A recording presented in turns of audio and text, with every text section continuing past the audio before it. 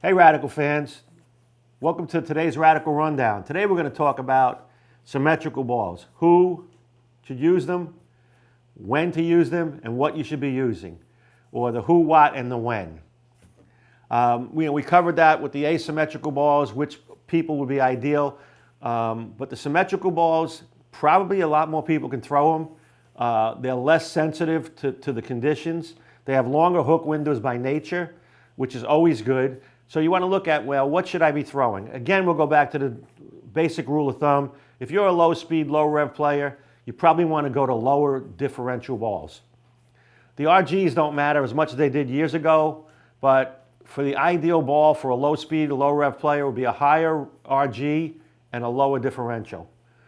As you get into the mediums that are matched with ball speed and rev rate, you probably look at mediums on as far as RGs and diffs.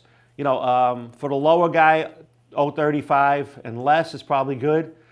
For a person that's a medium rev player and they match with their ball speed, you probably get into the 45s in that range, mid-40s. And the guys that are speed dominant, you're probably going to want to go to the higher differential balls.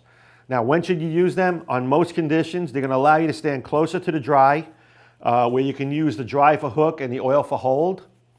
That's always key. It's not forcing you way inside. They have longer hook windows. They're more gradual transition from the skid to the roll to the hook.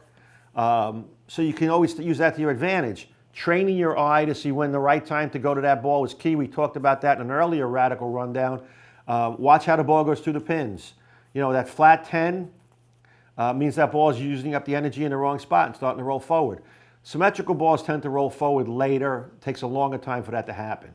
So that's an advantage. You should always have a good solid, not a solid cover, but a good solid symmetrical ball that you can go to in your bag, sort of a benchmark ball. And that'll be a great indication on what ball you should go to next or what part of the lane you should be playing.